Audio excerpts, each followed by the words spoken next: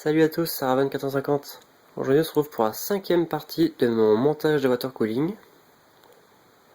Donc voilà ce que j'ai fait depuis la dernière fois. Donc j'ai monté mon contrôleur de ventilateur SICAS Master Flat, ainsi qu'un lecteur de carte mémoire avec disque dur 2.5 pouces.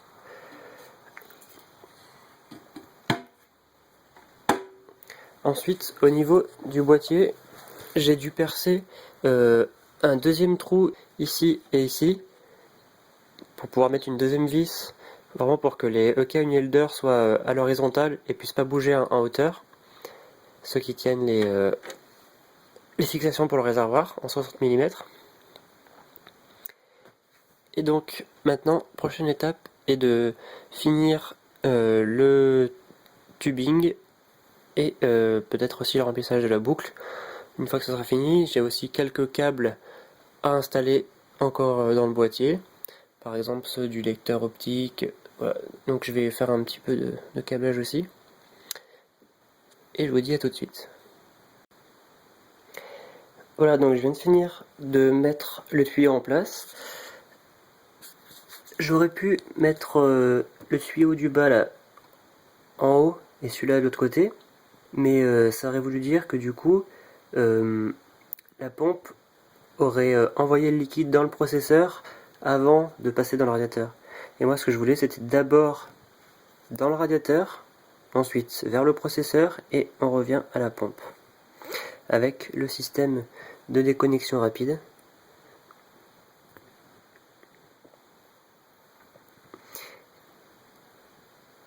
Vous voyez que le réservoir est maintenant en place. Donc il n'y a plus qu'à le remplir par le dessus. Et c'est ce que je vais faire tout de suite. Tout est maintenant prêt pour le remplissage de la boucle.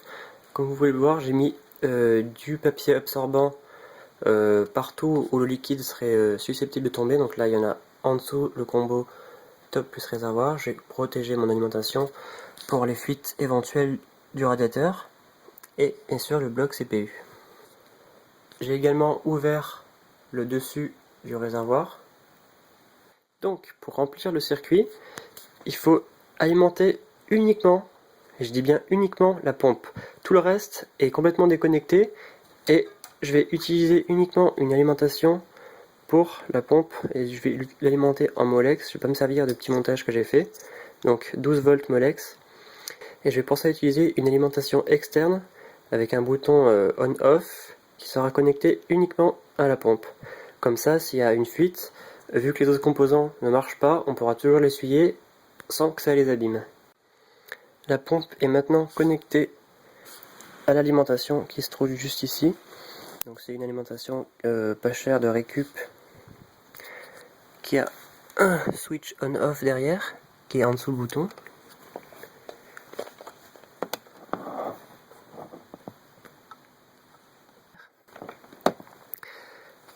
Le câble d'alimentation connecteur de carte mère est court-circuité pour que la lime démarre dès que je vais appuyer sur le bouton on-off. Donc la pompe est connectée en 12 volts et il n'y a plus qu'à commencer à remplir le réservoir avant d'actionner la pompe.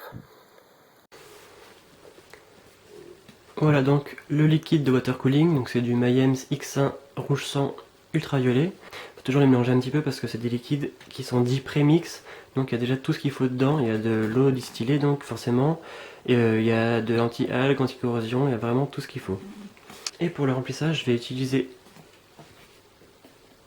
ce petit pot en plastique avec une tige comme ça qui va dans le pot, et donc je vais appuyer sur le pot et ça va remplir le réservoir. On peut aussi le faire avec une seringue, ça marche. Mais bon, là j'ai pas vraiment la place. Voilà, donc j'ai versé un petit peu de liquide de refroidissement dans mon flacon.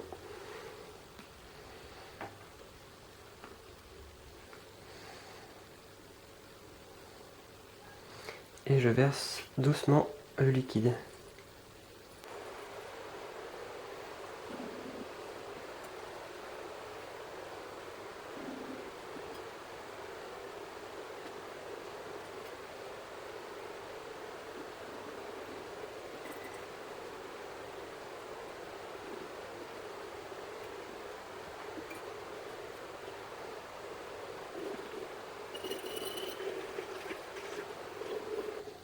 J'ai déjà quasiment mis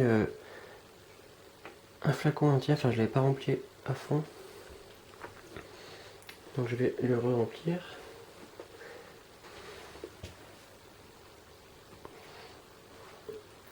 Je continue donc de remplir le réservoir.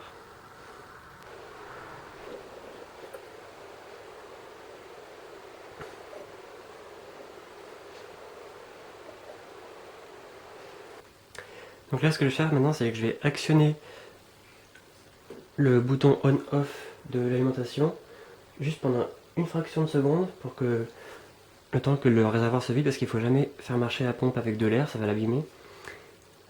Donc je vais faire ça et on va voir le liquide qui va partir dans le circuit, normalement, si tout va bien. Ah oui, et je vais boucher le haut du réservoir avec mon doigt, au cas où ça jaillisse, c'est juste pour éviter que ça en mette de partout.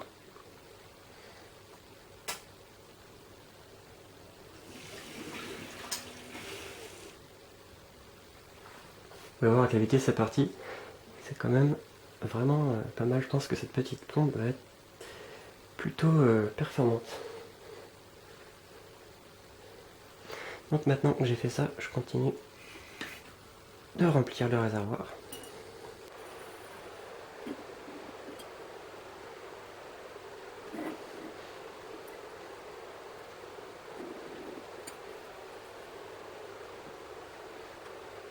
Bien sûr, pendant que vous remplissez, il faut toujours vous assurer qu'il n'y ait pas la moindre fuite, parce que plus on les détecte tôt, plus elles sont faciles à réparer. Ah, donc je vais essayer d'en mettre pas trop, parce que je pense que là ça va bientôt avoir fait le tour, donc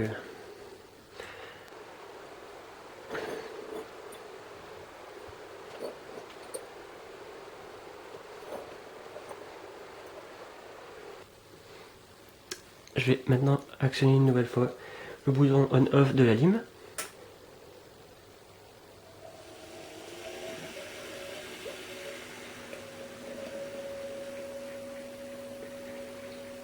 Et on peut voir que ça y est, ça fait le tour de la boucle. Et je sais pas si vous arrivez bien à voir, mais là ça fait une sorte un peu de cyclone dans le réservoir. Je vais peut-être vous montrer un petit peu, essayer de zoomer.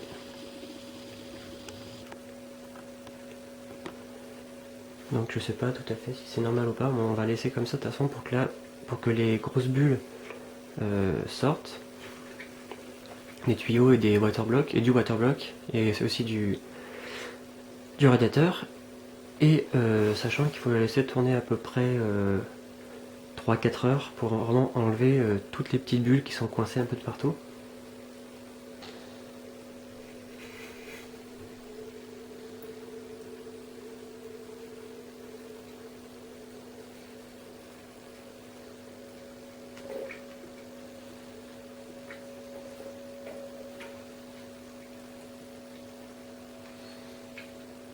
Sachant que là la pompe elle fonctionne à son maximum.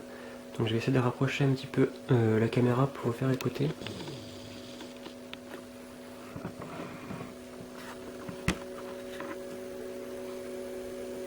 Donc là je suis à 10 cm de la pompe. Et sachant qu'elle marche au maximum.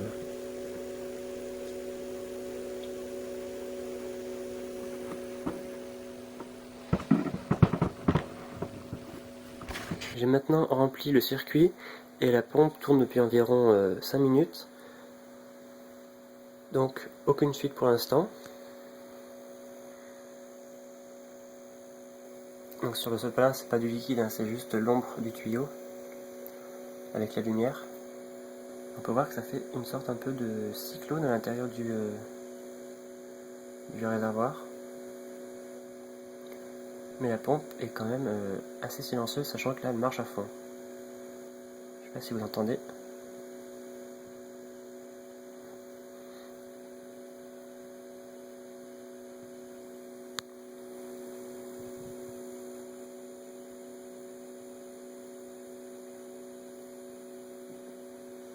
J'ai allumé la torche sur la caméra pour qu'on puisse voir un petit peu mieux. Le liquide est quand même très joli, il a une très belle couleur.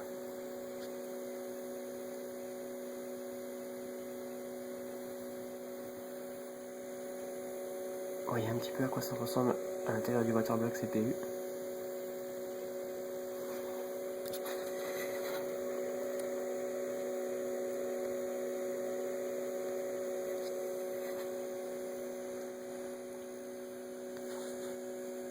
Et pour le réservoir.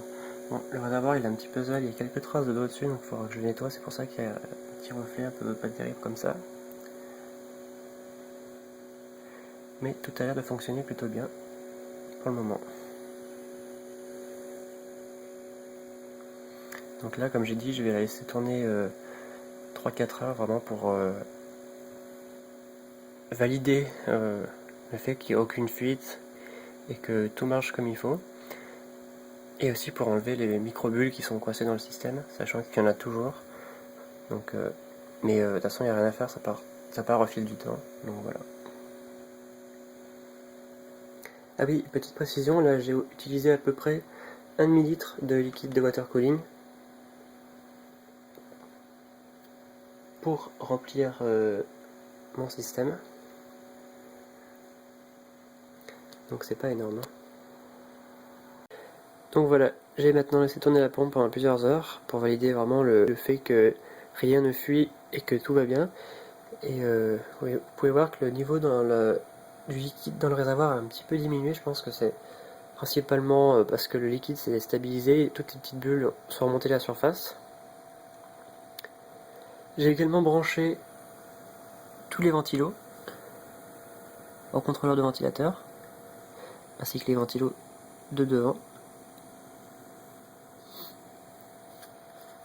Sachant que j'ai pas encore changé ceux-là, qui seront changés par mes AF120 sûrement, ou alors je les mettrai peut-être sur la paroi du côté. On verra un peu plus tard, donc là je vais sûrement booter pour la première fois pour voir un petit peu ce que ça donne. Et dans la prochaine vidéo, je m'occuperai sûrement de tout ce qui est modification des câbles, modding des câbles, gainage, câble management, tout ça. Donc voilà, je vous retrouve très bientôt pour une nouvelle vidéo.